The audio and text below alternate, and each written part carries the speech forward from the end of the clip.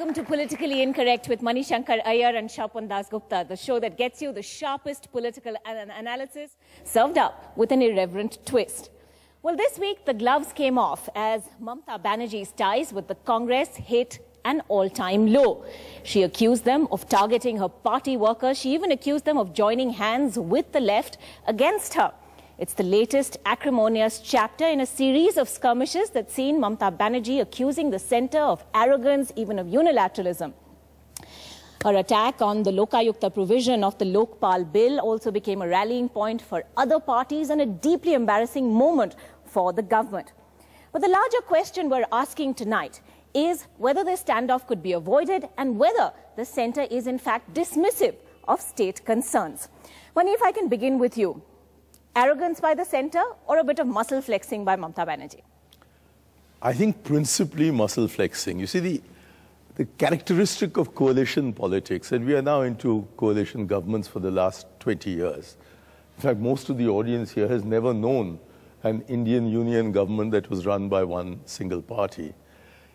It always allows the smaller partner to punch above his or her weight. And that's because the withdrawal of one small straw will result in the collapse of the structure. And I think Mamata knows that, and therefore she's playing it to the hilt. But she's always been very careful, and her spokespersons have been always very careful, to say that whatever her quarrel with us, she doesn't want to bring down this coalition government and have to immediately go into a general election.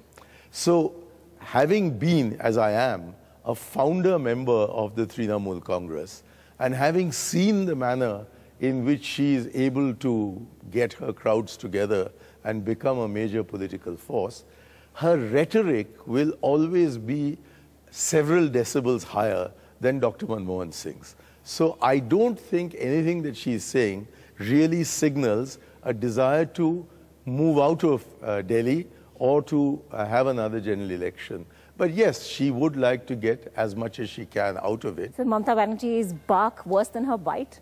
Well, you see, Mani is caught between two strands. On one hand, he's a loyal congressman, which I presume you are, or maybe the only free thinker in the Congress. On the other hand, he belongs to that unique category of being the only Tamilian founder member of the Trinamool Congress. A unique achievement by any chance. I think the most important is what are the issues which Mamata Banerjee has raised. Let's go over them one by one. We may agree with them, we may disagree with them. There are some issues where I think she's really gone a bit too far.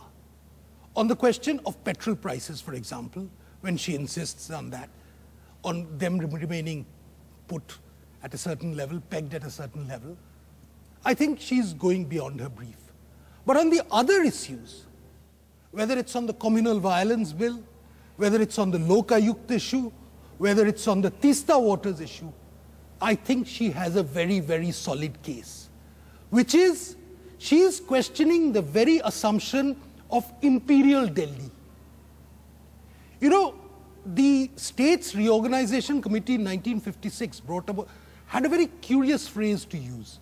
They used the term big democracy for the center and small democracies for the state. And it's really that attitude, that mindset of paramountcy, which has often guided center-state relations.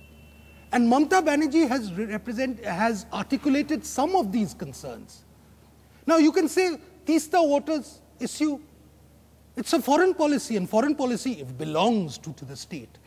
But the Tista waters do flow through West Bengal.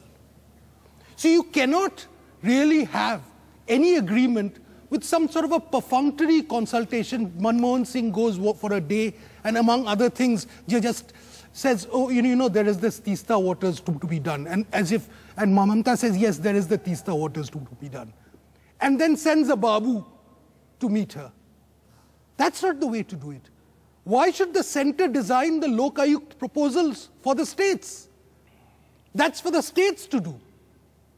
This one-size-fits-all policy, which has been the hallmark of central governance so far, and I think all parties are responsible for it.